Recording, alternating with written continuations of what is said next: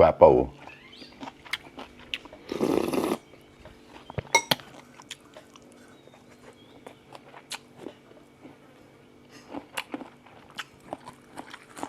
ต่วนนะผักกูด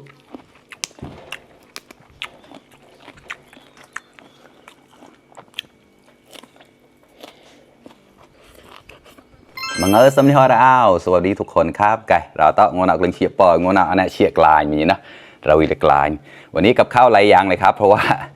เลี้ยงพระไว้ครับพระเข้ามาจากฝั่งโน้นนะครับฝั่งเมียนมาครับก็เลยวันนี้ก็เลี้ยงพระเขา1 มื้อครับงอนเอากะตีก็ละตานก็กัวแจ้ไผ่เตอจมูกดาดนะวันก็เปิงหยิกเลิงหลักเหล่านะตีก็ละตานแต่เนี่ยเชียร์กลายมีไงไก่เรื่องเชียร์กับมูจอเราตะเยอะอันนั้นพรอกเล่นในนะแกะเลยแกะแล้วแต่โมดแน่ตลอดอย่างนี้นะตัวใหญ่มากปลาจระเม็ดครับแกะกว่าเนี่ยตะไก่ตาหนงนะเนี่ยก็รอกปลาเนี่ยตะไก่เชียรอกแกะไก่นกแกะวัวเชียที่ผ่านเดินไหลเดินแฉมุมาต้าเราตะเยอะนะตั้งตัวนกแล้ว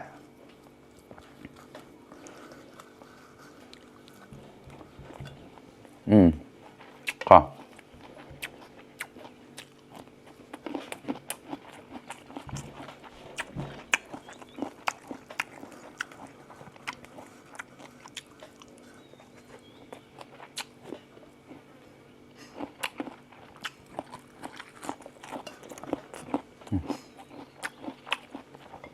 น้ำต้นนะผักกูด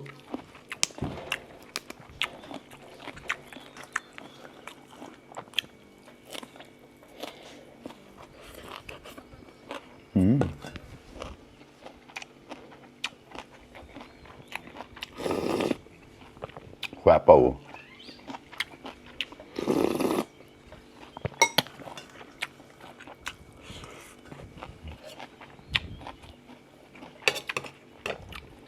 ข้างหน้าเอาไว้ก็ปล่อยแต่ละ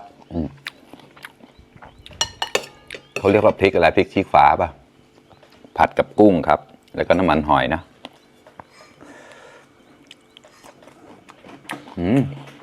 อร่อยหวาน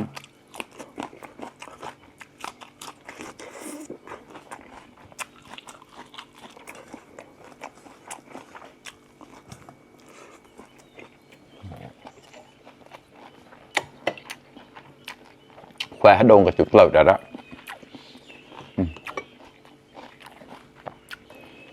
แกงซี่โครงครับ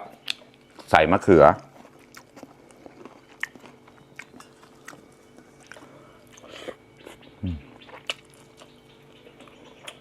อร่อย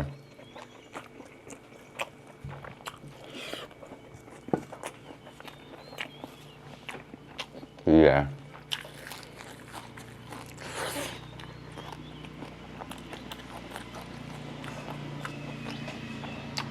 วันนี้หลายอย่าง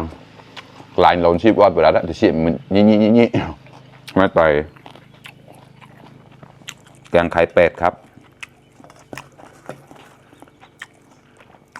นี่ตายลาโมนตั้งใจมันนะสุราเตะเราไปปวยมัวเลยแต่ตีเขาใส่มันนำปุ๋ยตอนบางเจียนั่นที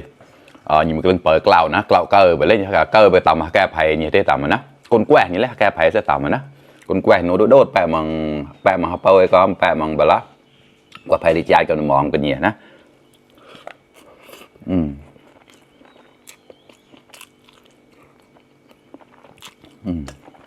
ก็เรื่องเตาให้นำมาตามมันเอาก็ปนให้เยอะได้ดิจ่าตามมันฮักแกน่าเลยมอนลีเยอะเลย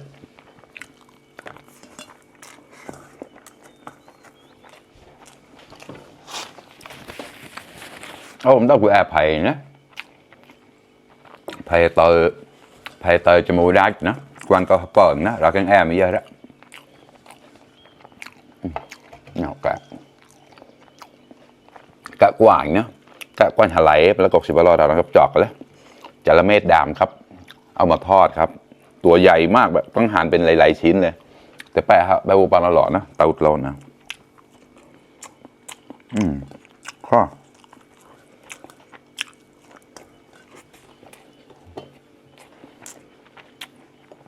พระดงเลยคือเขาปลดเลยปลด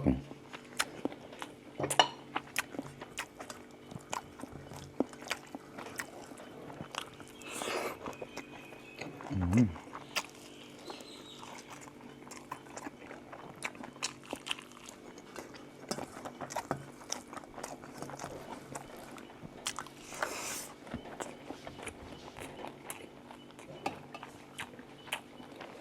าปาด